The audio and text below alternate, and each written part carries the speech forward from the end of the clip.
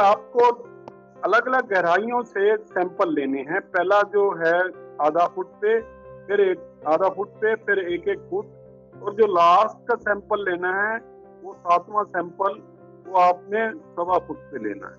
तो ये अलग अलग लेयर का आपने नाम दे देना है, नंबर 1, 2, 3, 4, 5, 6, और इनको सुखाने ले जाना है लेबोरेटरी में, और फिर उसके बाद उसको ड्राई करेंगे और उसकी एनालिसिस करेंगे। उसके बाद हमारा कार्य स्टार्ट हो जाता है कि क्या सॉइल टेस्ट करनी है। Nitrogen, phosphorus, potash, calcium, magnesium, sulphur, लोहा, जिंक, तांबा, मोलिब्डेनम, बोरोन, ये जो है पोषक तत्व हमारे को पौधे की बढ़वार के लिए चाहिए।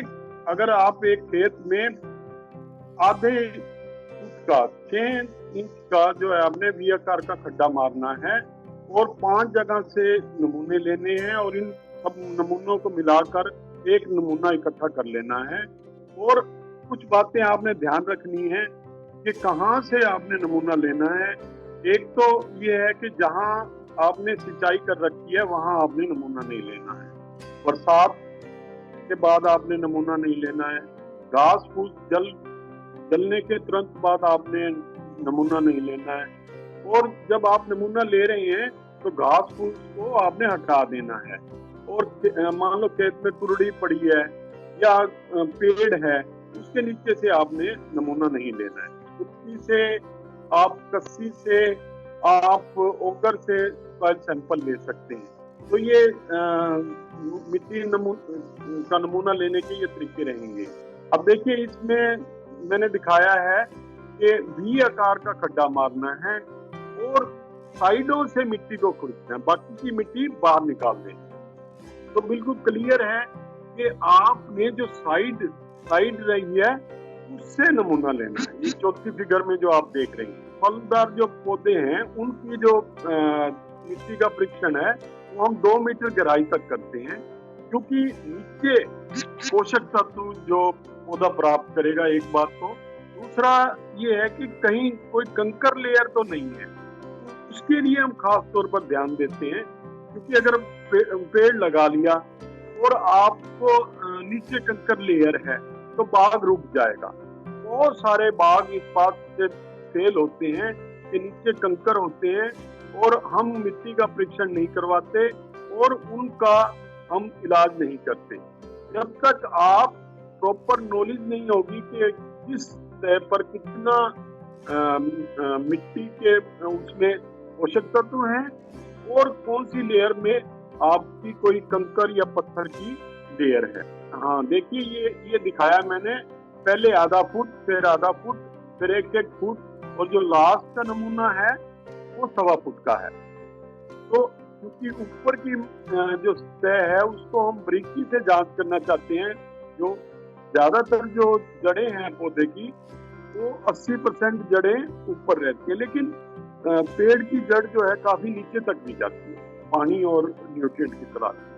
तो इसकी प्रॉपर जानकारी के लिए हमें इस तरह का नमूना लेना चाहिए। अब ये देखिए कैसे नमूना लिया है, के लिए प्रोफाइल, पूरी की पूरी प्रोफाइल खोदनी पड़ेगी। 2 मीटर गहराई का हमने खड्डा खोदना है और फिर डिफरेंट लेयर से जो है ना हमने उसका सैंपल लेना। तो ये पूरे एक दिन का काम है।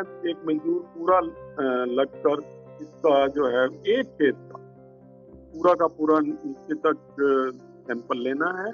खड्डा खोदा जाएगा, खोदी जाएगी और उसके बाद जो है नमूना ले लिया जाएगा। अब आगे बात, आपने अपना मिट्टी का नमूना ले लिया और सॉइल टेस्टिंग लेबोरेटरी में जाकर दे दिया। तो उसके बाद क्या होगा, वो टेस्ट करेंगे और उसकी आपको रिपोर्ट देंगे। तो रिपोर्ट में क्या आएगा, सबसे पहले जो आप पीएच मान, उसके बाद इलेक्ट्रिकल कंडक्टिविटी।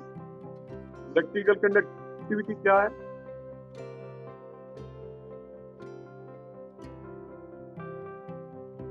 अब यहीं रुकिए अभी।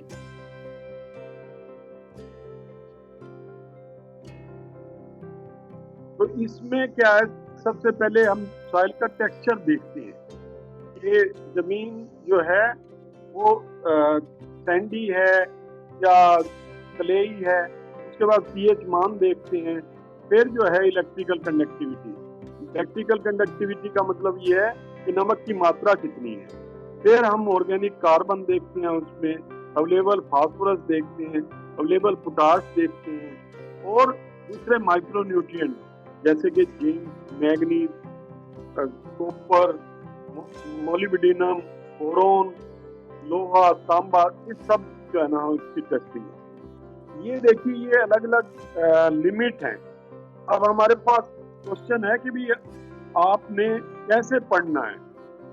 तो ये अलग अलग लिमिट दे रखी हैं, इसमें ये पता लगेगा कि हमारी लो है या हाई है या सफिशिएंट है उसमें माइक्रो न्यूट्रिएंट।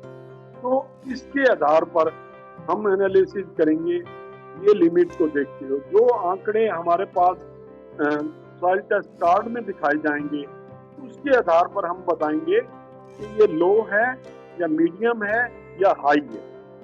तो उसके अकॉर्डिंगली खाद की सिफारिश होगी। अगर लो है तो आपको डालना है, हाई है तो देखिए जब आप सॉइल टेस्टिंग करते हैं तो आप बहुत सारी बचत करते हैं, बहुत सारा खाद आप बचा सकते हैं। जैसे कि जहाँ हाई है वहाँ आपको डालने की जरूरत नहीं, और अगर जहाँ लो है और आपने खाद नहीं डाली तो आपको बहुत नुकसान होने वाला। तो दोनों तरह से ही सॉइल टेस्टिंग हेल्प करती है खाद को प्रॉपर डालने में और उसकी यूटिलाइजेशन। अब ये देखिए ये एक मैंने एग्जांपल लिया तो इसमें दिखाया है कि पीएच मान जो है 7 है, तो ये न्यूट्रल है। इसी जो है वो हमारी लवणीय है। क्यों? क्योंकि ये 0.8 है, तो 0.4 से ऊपर होगी तो ये लवणीय होगी। अब उसके बाद ऑर्गेनिक कार्बन कम क्यों है? क्योंकि 0.4 से नीचे है। इसी तरह से ये जो नाइट्रोजन है वो 125 से कम है, तो ये नाइट्रोजन भी लो है। फास्फोरस भी लो है क्योंकि सिर्फ एक ही दिखा रहा है, और पोटाशियम भी 125 से नीचे है तो कम है। बाकी जो माइक्रो न्यूट्रिएंट है वो उन लिमिट के हिसाब से पर्याप्त मात्रा में है। तो ये सारी बातें हमें अब कैसे पता लगी? जब आपने आंकड़े देखे और लिमिट देखी। तो लिमिट देखने पर हमें पता लगा कि कौन सी जमीन जो हमारी जमीन है उसमें कौन से पोषक तत्व कम है और उनकी जो भौतिक और रासायनिक शक्ति है वो कैसी है।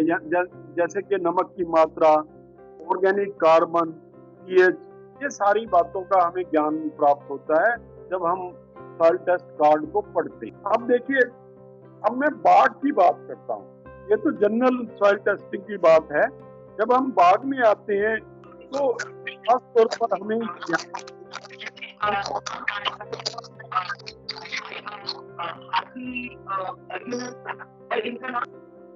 प्लीज अपने म्यूट कर लें अपने माइक्रोफोन्स को। तो ईसी जो है अगर आपकी 0.5 से ज्यादा है तो नींबू जाति वाली फसलें नहीं चलेंगी, उनमें नुकसान होगा। लेकिन जो दूसरी फसलें हैं वो 1 ईसी तक को टॉलरेट करती हैं। तो अब आपने ये ध्यान देना है कि अगर मान लो ईसी नमक की मात्रा ज्यादा है तो क्यों उसके साथ खिलवाड़ किया जाए। कि हमें नींबू जाति वाली फसलें नहीं लेनी है। नमक की मात्रा ज्यादा है तो आपको सीधी इंडिकेशन है कि आपको ट्रबल आने वाली है। और मान लो आपकी जमीन में कंकर है, और कंकर भी किस तरह का है? मटमैले कलर का है या सफेद कलर का है। जो मटमैले कलर का है कैल्शियम कार्बोनेट वो ज्यादा दुखदाई है, वो ज्यादा हार्मफुल है। तो उसकी अगर 5% की मात्रा है तो आप नींबू जाति वाली फसल लेते हैं, उससे ज्यादा है तो आपको नुकसान होने वाला है। 10% तक है, 10% से ज्यादा है तो आप अन्य फसलों पे इफेक्ट आएगा। और 5 और 10 के बीच में है तो आप सारी फसलें ले सकते हैं। उनको मैनेज करना पड़ेगा आपको बस। इसी तरह से चूने के कंकर हैं, वो कम जो है दुखदाई है। तो उसके लिए क्या करना है, आपने ये देखना है कि भी उनका प्रॉपर मैनेजमेंट है। वो मैं अलग विषय है, आप मेरे से संपर्क कर सकते हैं कि कैसे उनको आप मैनेज कर सकते हैं। तो अब ये एक बात और देखिए कि ड्रेनेज प्रॉपर होना चाहिए जमीन का। जहां पानी खड़ा होगा वहां बाग में प्रॉब्लम आने वाली है। और आपकी जमीन में लवण है, उसका अरेंजमेंट करना पड़ेगा आपको। अगर आपकी जमीन अम्लीय है और क्षारीय है, यानी कि अगर मान लो सोडियम की मात्रा ज्यादा है, तो उसमें जिप्सम डालना पड़ेगा।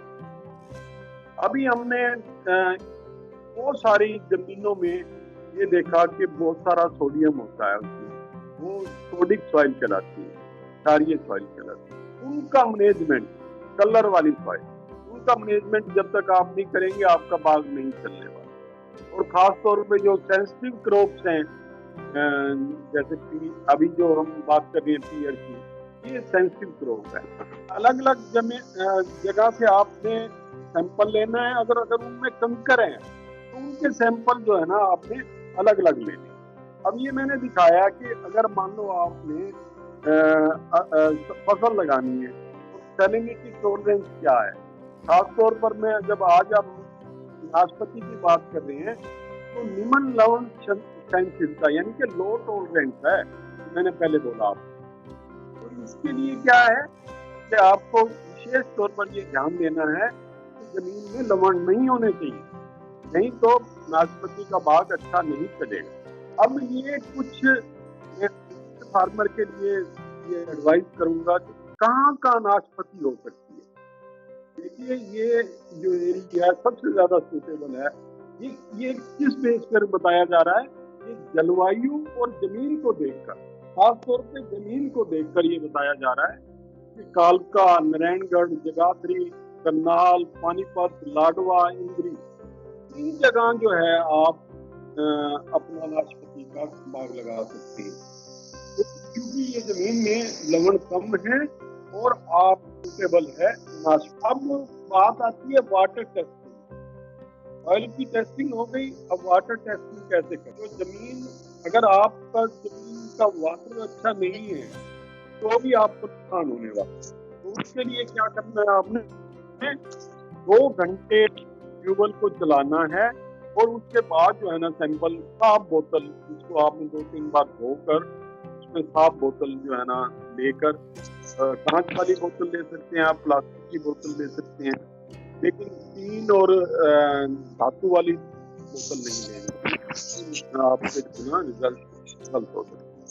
इसके आधार पर हम बताएंगे क्या आपका जल जो है अच्छा है, क्या आपके जल में जो है क्षारीय है, लवणीय है, या दोनों प्रॉब्लम भी हो सकती है। शुगर मिल एरिया में मैंने 1500 सैंपल का ये टेस्टिंग करवाई और उसमें जिप्सम की रिकमेंडेशन करवाई।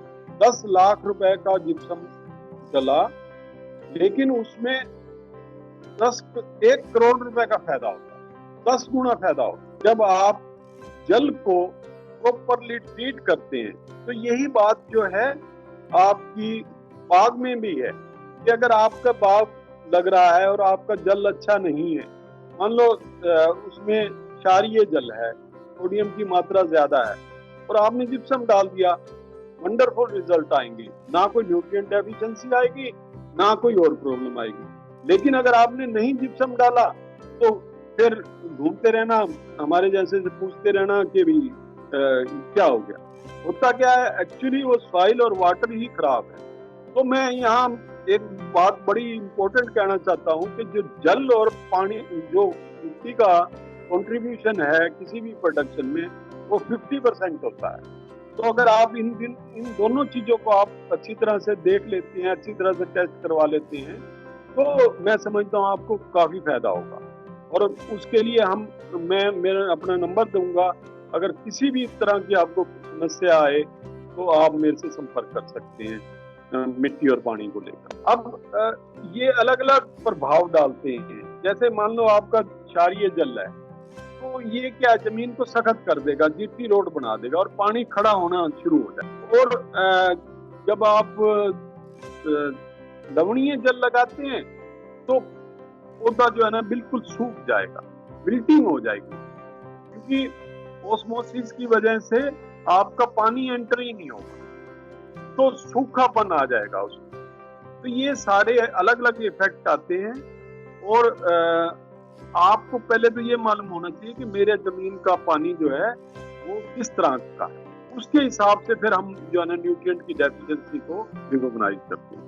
अब मैं बात करूंगा, देखिए अब जो है ना काफी ज्यादा हम एडवांस हो, अब सिर्फ ना केवल जो है ना पानी और मिट्टी की टेस्टिंग होती है, बल्कि मैं समझता हूँ लीफ की भी टेस्टिंग हम करवा सकते हैं।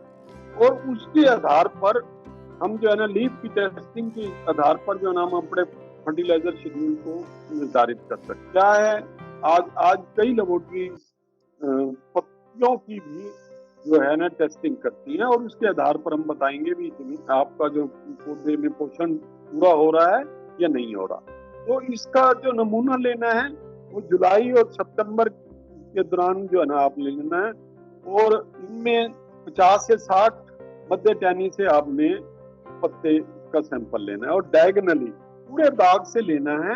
और 10 या 20% जो पौधे हैं उनमें डायगोनली मतलब एक कोने से चले और डायगोनली आप चलते गए, और अलग अलग पौधों से आपने पत्तियों का सैंपल ले लिया। अब ये मैंने न्यूट्रिएंट रेंज दी है, ये मेरी पीपीटी आप ले सकते हैं। ये चीजें इतनी इम्पोर्टेंट हैं कि आप देखिए अमेरिका में पूरा का पूरा जो टेस्टिंग है वो इस पे आधारित होती है, और बाग में देखिए हमें को भी कोई कमी नहीं होगी, वो एरियल स्प्रे भी करते हैं। तो ये न्यूट्रिएंट कंटेंट अगर आपके हैं उनमें लीव्स में, तो आप मतलब बाग होने वाला है। और अगर ये इनसे कम है तो फिर आपको उसकी स्प्रे करना पड़ेगा या जमीन में डालना पड़ेगा। अब ये मैंने जो खाद की मात्रा है, ये तो सॉइल टेस्टिंग की बात हो रही थी हम, कि सॉइल टेस्टिंग के आधार पर हम खाद का बता सकते हैं भी कितनी खाद डालनी है आप। लेकिन एक जनरल रिकमेंडेशन उसकी करती है, इसमें ये बताती है कि भी किस स्टेज पर आप जो है ना कितना खाद डालिए। हमारी